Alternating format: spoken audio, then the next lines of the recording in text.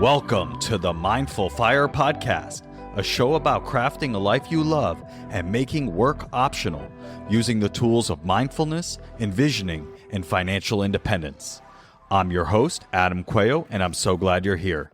Each episode of the Mindful Fire Podcast explores these three tools through teachings, guided meditations, and inspiring interviews with people actually living them to craft a life they love. If you're ready to start your Mindful Fire journey, go to mindfulfire.org/start and download my free envisioning guide. In just 10 minutes, this guide will help you craft a clear and inspiring vision for your life. Again, you can download it for free at mindfulfire.org/start. Let's jump into today's episode.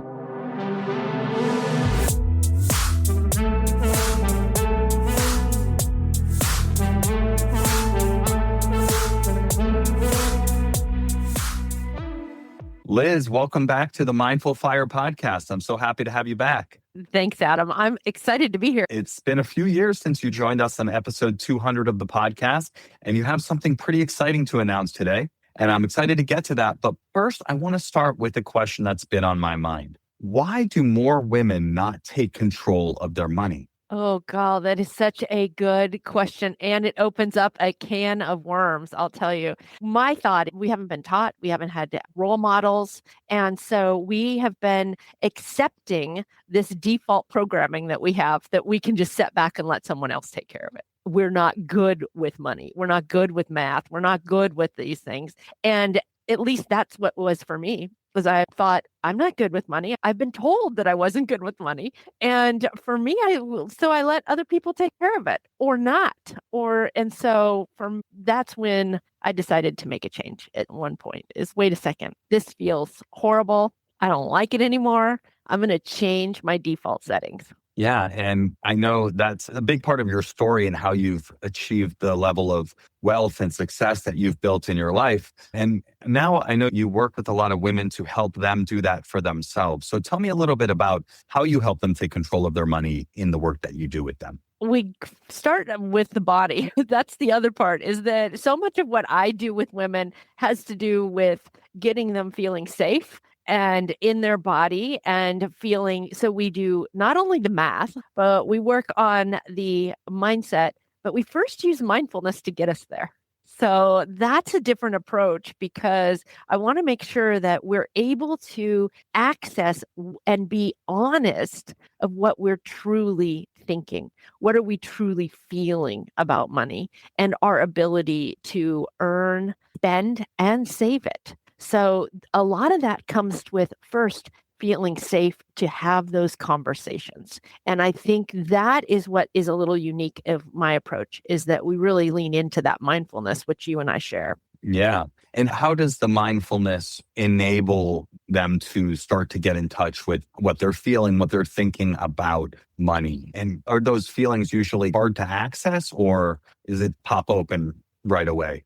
No, I think they might have initial things they don't want, things that they're unhappy with, all the negative emotions boil up. But with mindfulness, we can tap into that awareness of the positive side too. That's where we really dig in and process some of those negative emotions so that we can access all the positive ones. And that's where we can shift the story. We can shift the results based on what actions we take. And that's really important for women that are high earning. A lot of these women are high performing that I work with. They have the degrees, they got the success in their corporate life or in their own business, but they really haven't touched on the money yet. And part of that is because they haven't had an example or they haven't had role models. Many of their mothers were not the ones managing the money. And the other thing is the women today are earning so much more than we've ever earned before. So when we add zeros onto what maybe their mothers have earned or their grandmothers, it feels like it's so much bigger. So then we step back further and we lean into those avoidance or those default settings, and we're not taking control of our money. We're letting others be in control of our finances. Are you saying because the numbers are bigger, the pressure is greater and the perceived risk of messing up goes up? Oh, of course. Yeah, think about it. You can sit there with $50,000. Now add that to be $500,000. Just me saying those two words made a difference in your nervous system. Yeah, it just feels like, I don't want to mess this up. And honestly, that was my experience when I was starting out my career. Fortunately, I wasn't spending all my money, but I certainly wasn't doing anything with it because I was afraid to do it wrong and pick the wrong investment and then lose it ultimately. Yeah.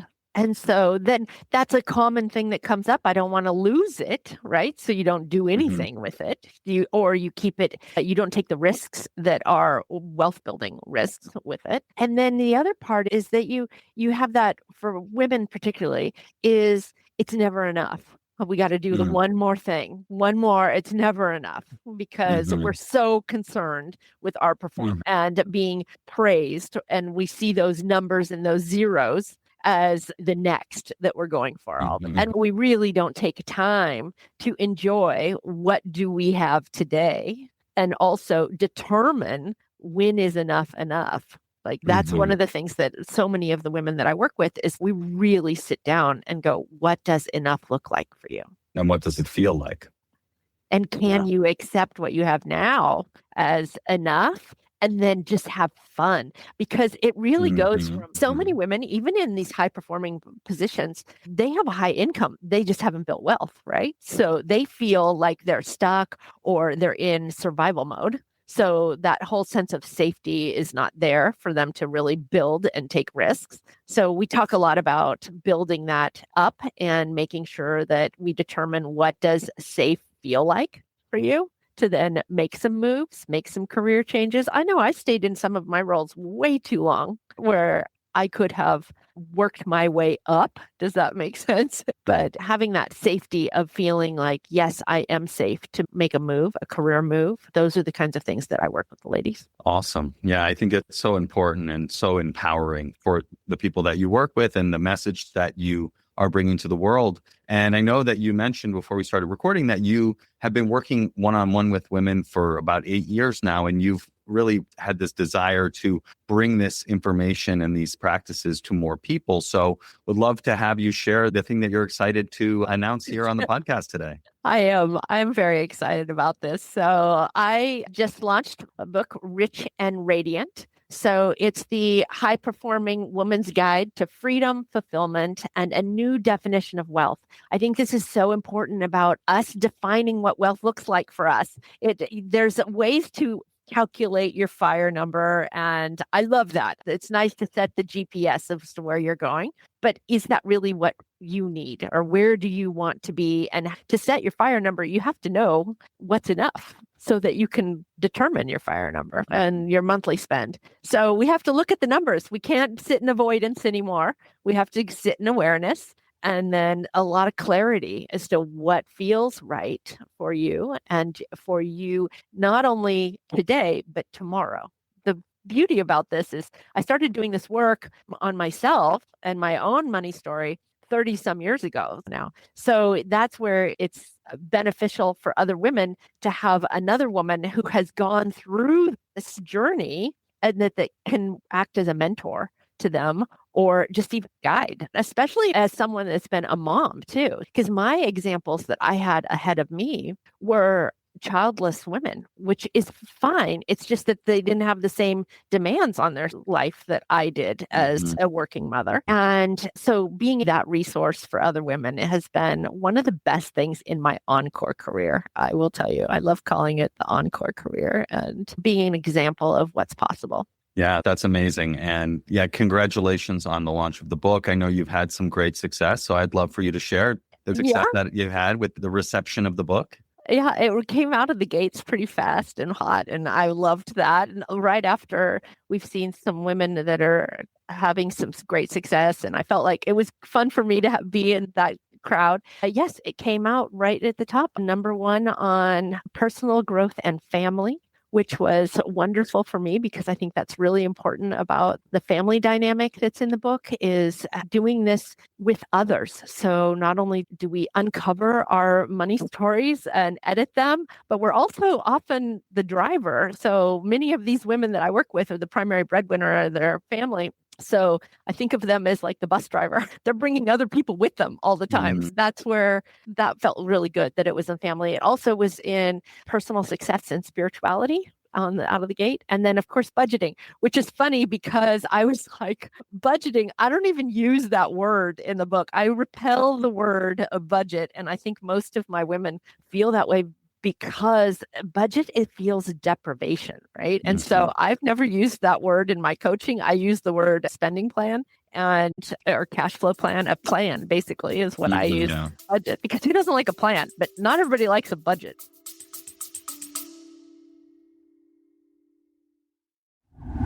So here's the thing most people won't admit about the path to financial independence. It can be really lonely.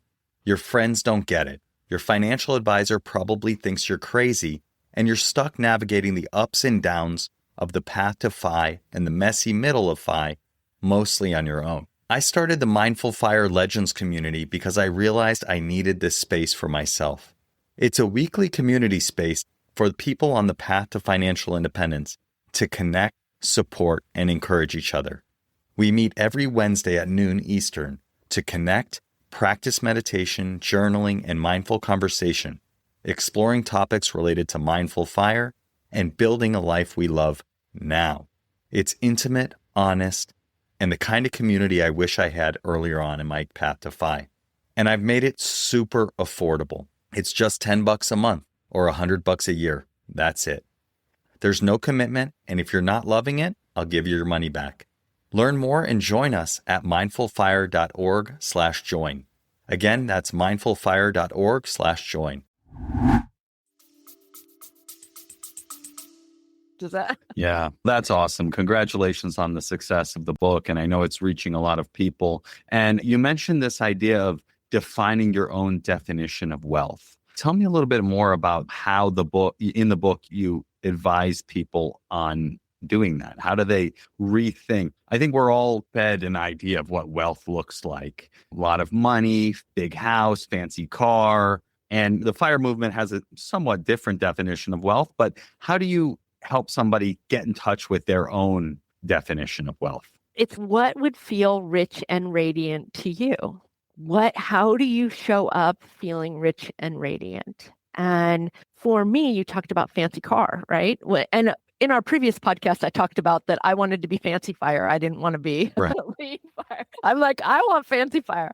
But for me, on that car, what felt so rich and radiant for me, and there's not another person that maybe has this, so it's defining what's unique to you, is that I wanted a car that I could put 3 car seats across the back bench, because I have 3 grandkids right now. And I wanted to be the kind of grandma that could load up 3 little kids and go and have a great time with 3 little kids. And for me, that was so rich and radiant. And so being able to make that happen for myself was amazing. So what do you drive? In alignment. What are you driving? I'm driving a Tahoe. Okay. Yeah, that'll fit 3. Yeah, it's one of there's not a lot of, I think the 4Runner's the other one that can do 3 car seats across the back, but there's not. Very wide. Yeah, no, they're very wide. I have a Subaru Forester and even a Volvo XC90. You can't fit 3 car seats in there, which is great because I don't want 3 kids. Yeah. Anyway, it's just an example, though, of what is rich and radiant for an individual person. Another one of my examples is every Thursday, I spend Grandma Thursday. And I love that I have created the kind of schedule that allows me to do that. And that feels so rich and radiant. And yes, financial independence at an early age helped me create that life. And I say early age, I was 48 when I hit my FI number. So I was much older than many people today and much younger than many of my peers. Sure, absolutely. Yeah. So anyway, I was like, that's an example. Grandma Thursday. One of the other examples that I talk about in the book, and that's why the dahlias are on the cover of the book, is that I love growing flowers now. And I think gardening is such a wonderful hobby. But I grow these dahlias to I try to do during dahlia season, a bouquet a day. I love giving flowers away because who doesn't love receiving flowers? It's like a joy to joy. It feels so rich and radiant to give someone a mason jar full of flowers. Yeah, it's pretty nice. I like. Those are my unique ones. I have other clients that have defined theirs as their walk on the beach. One of my clients, a lovely woman, we've worked together for years. She really just knew when she walked into a certain house, it seemed like it was more than she would allow herself to spend on a home. But she went in and she just went, I feel so rich and radiant here because the beach is right out my door and I can walk the beach every day. And that would feel amazing. So There you go. Yeah. That's how I felt walking into this room that you can see behind me. It was like, this is it. This is great. And it was more than I was wanting to spend, but I also was delusional and had no concept of what houses cost because it was cheaper than a 1-bedroom in San Francisco, that's for sure. Yeah. But it was like, this is it. And when we tried to negotiate and we had to come up $25K and meet them where they were, because there was another offer, it was like, yeah, that was a no-brainer at that point because the house was perfect and it's been wonderful. You tuned into that, what does feel rich and radiant. And you do such great work with envisioning. And one of the things that my clients we do is we not only do a value analysis. So that's one of the things that is available through the book also, is that there's a link in there that you can get a free value analysis. And I appreciate that anyone go to do that at berichandradiant.com. But I had this client who we did her values. So we knew her top 5 values, and then we put the image with it. So for her image, she had hiked the Himalayas, and she knew that wherever she went, it was like, is this a Himalaya moment for me or not?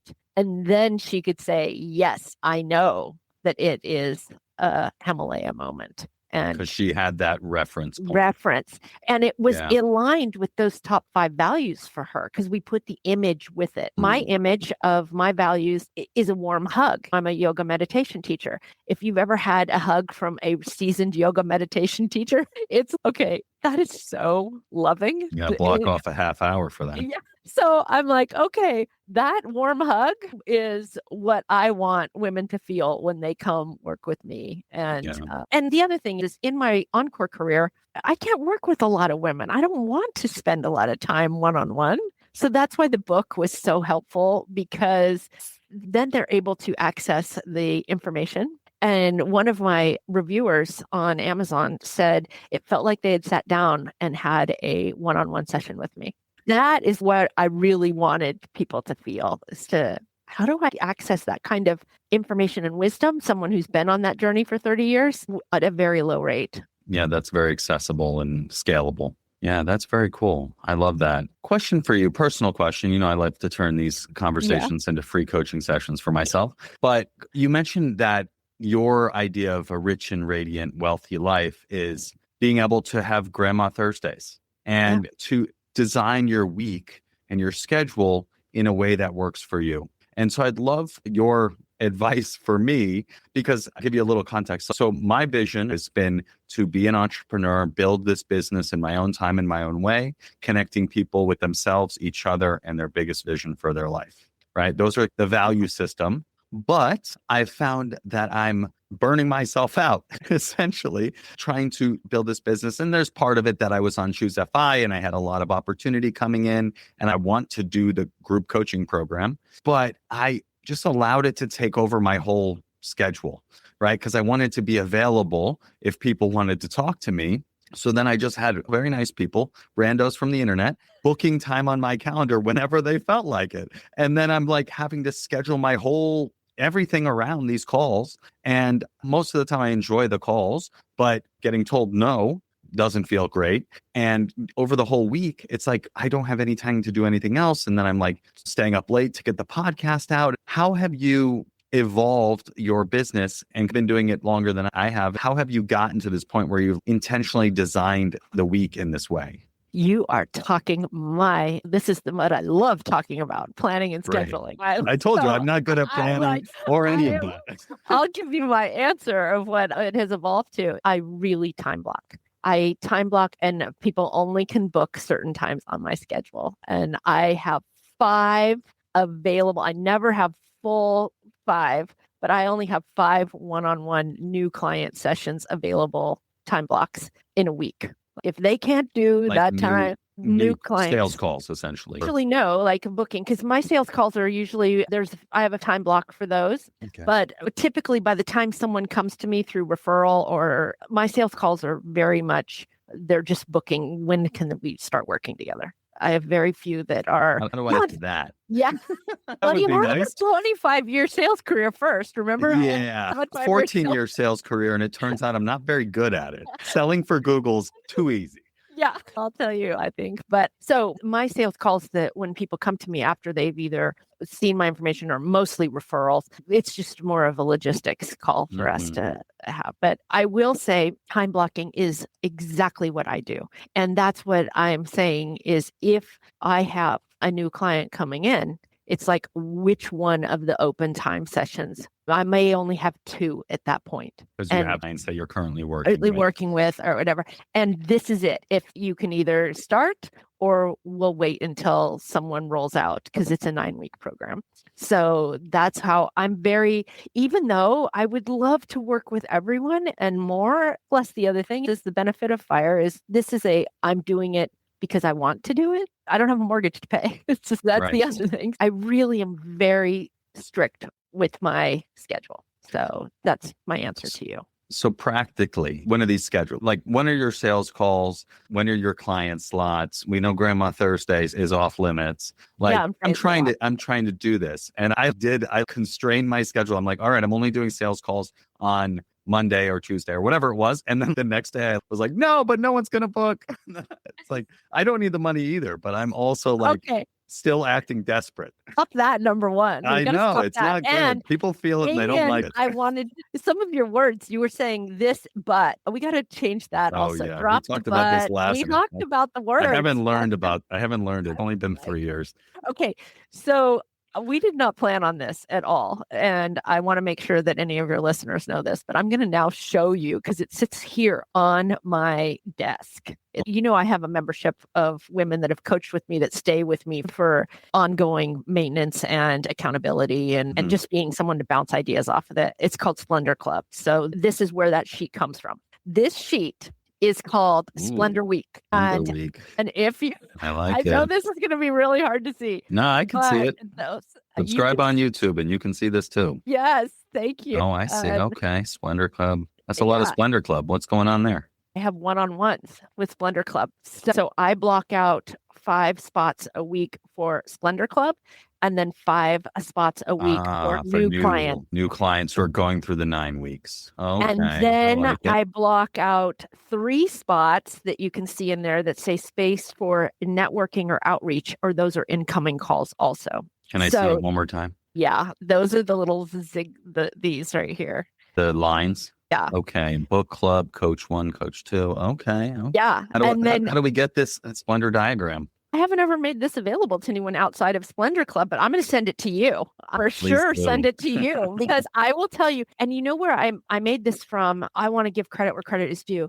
I read the book Free to Focus by Michael Hyatt. I read back in 2019 when I retired, because I wanted to set up a rich and radiant life. And I use the word splendor because it feels, that's a yummy word, splendor. And anyway, so I created this for myself and then rolled it out to Splendor Club, my high performing women that are in there. Very cool. It's paper though. I like it. Most people want to use all digital, but I keep it right here, always on my desk. And that's just your ideal week, right?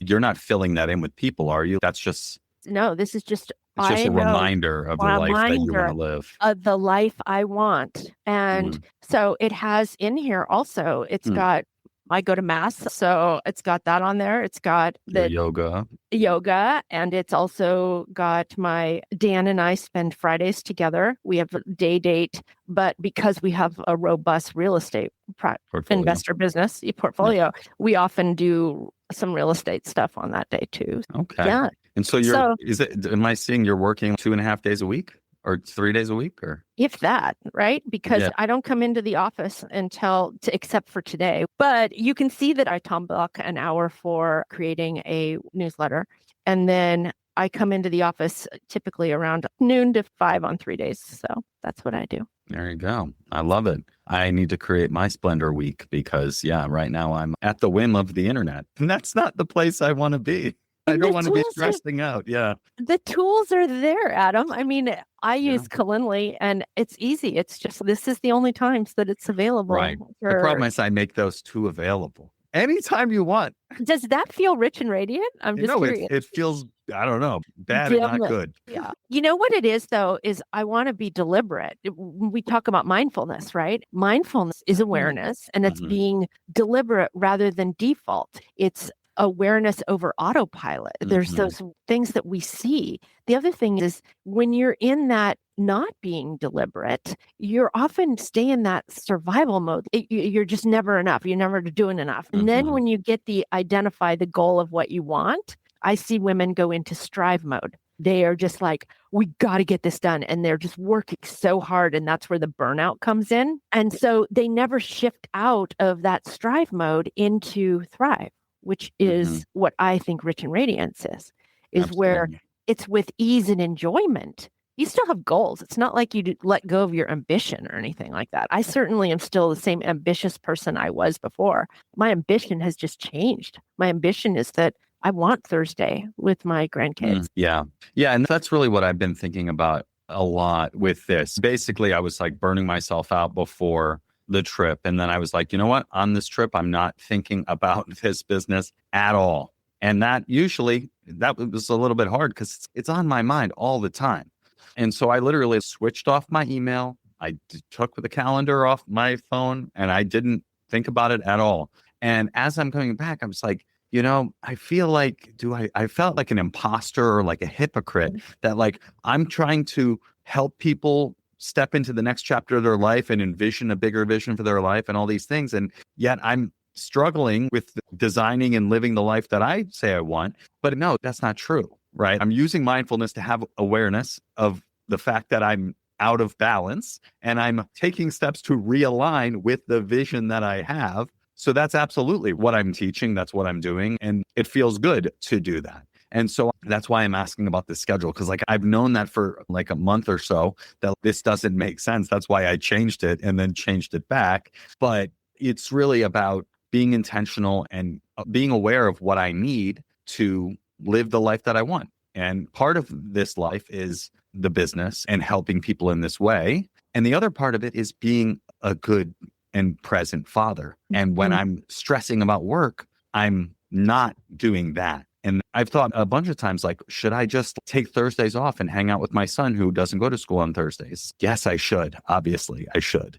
But like, why am I not? I'm going to send a bunch of emails or talk to randos from the internet that I could talk with on other days instead of hanging out with my 4-year-old son who's never going to be 4 again. So these are some of the things going through my head. Am I hearing you making a commitment to yourself? Oh, I wouldn't go that far. Yes. I'm like, am I hearing that you're making a shift? It takes me a long time to get there, but I'm getting there. And I'm realizing as I'm talking about it to you, it's becoming more real for me. I'm going to be redesigning the Splendor week. I'm going to design that and I'm going to stick to that because my schedule is weird with the summer anyways, because the kids they're in camp for 3 hours. Like I have that opportunity and why not? Well, there's some things that you may have uncovered for you to look at. And I know you use journaling, but when you say my schedule is weird, how do you feel when you say my schedule is weird?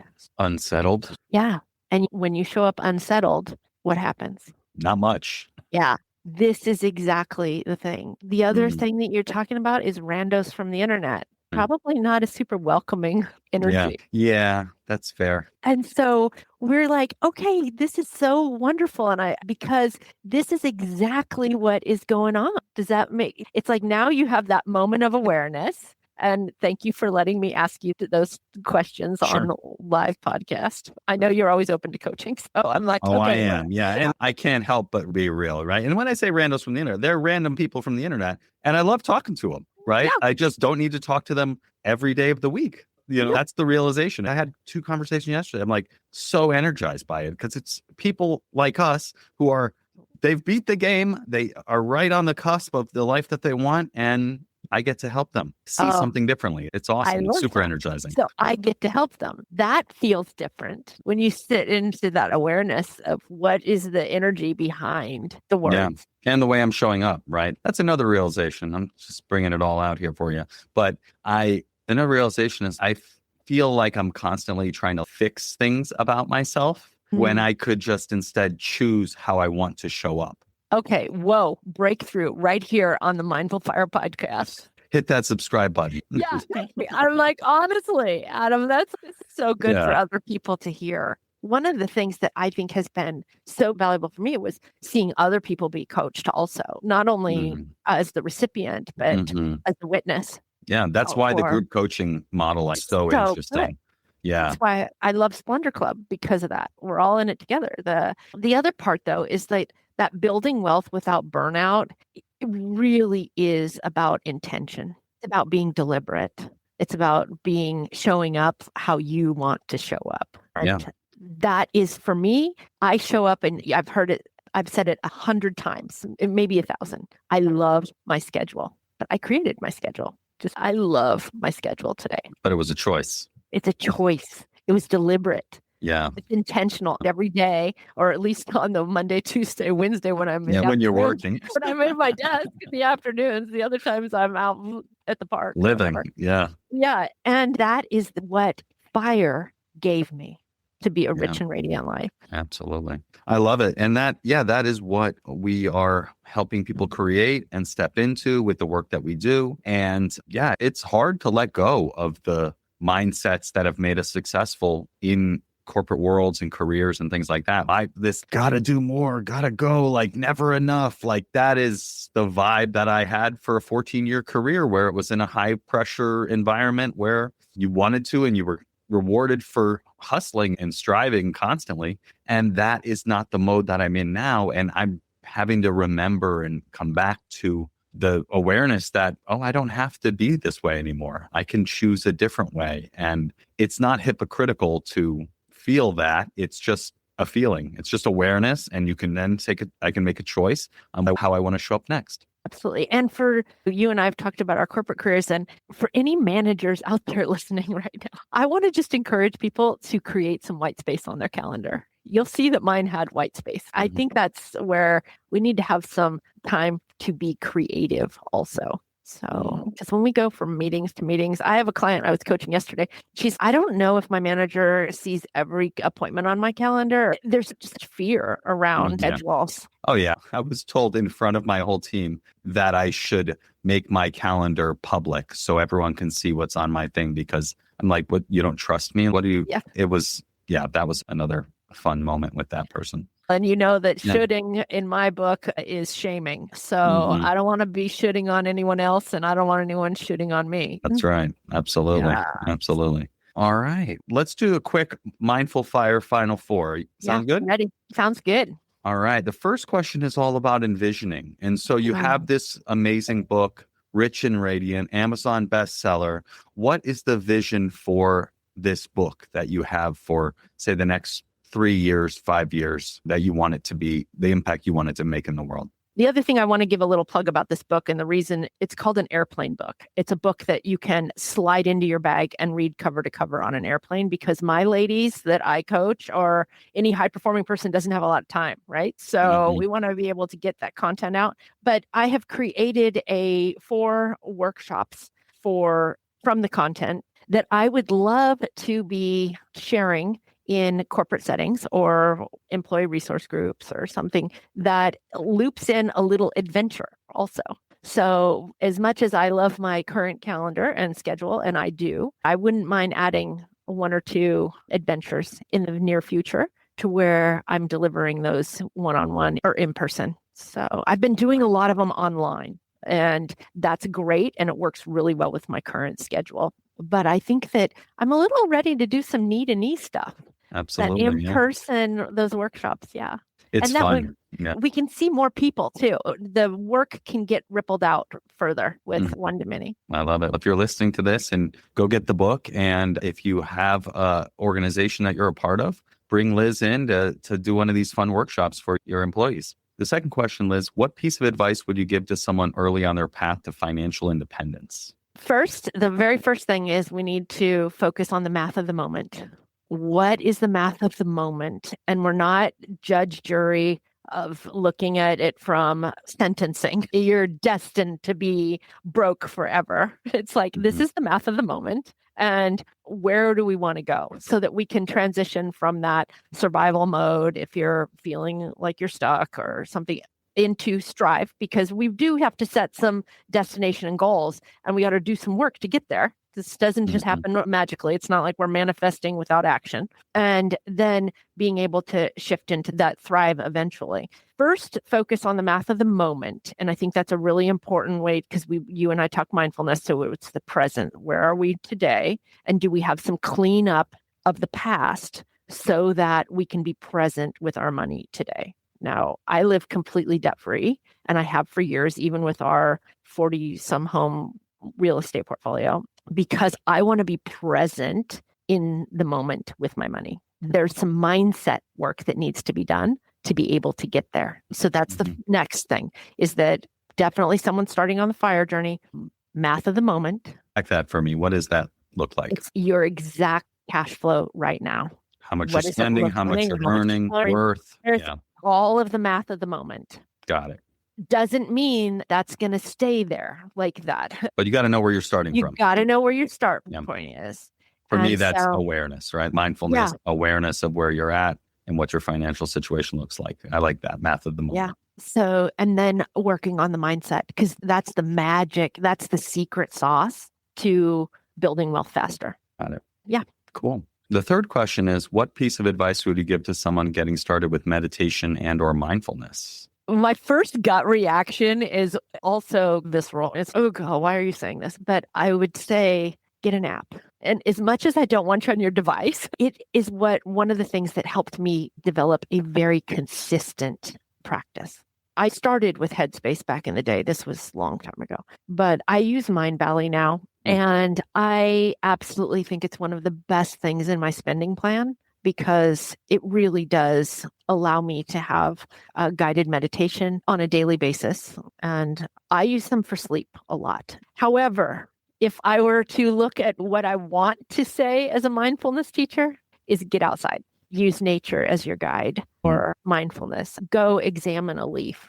Honestly, go look at a bug crawling. So that's, if you're just starting, that's often accessible. Yeah, very good. Yeah, there's a ton of great leaves out there, a ton of great apps out there. Both are available. I'm a big fan of Insight Timer because it's free. They have guided and they also have timer based. I just basically set a timer for whatever period of time I'm going to meditate, call it 20 minutes. And then I have a bell go off every minute just to remind me when my mind wanders. And so that's been really helpful as well. And of course, there are plenty of free meditations on the Mindful Fire podcast. And if you'd like to meditate in community, we have the Mindful Fire Legends community where we get together and support, encourage, and practice together on the path to financial independence. So you can join us there at mindfulfire.org/join. And so actually, I'm going to do that in about 8 minutes. All right. Liz, the last question is, how can people connect with you online to learn more about your coaching and your wonderful book, Rich and Radiant?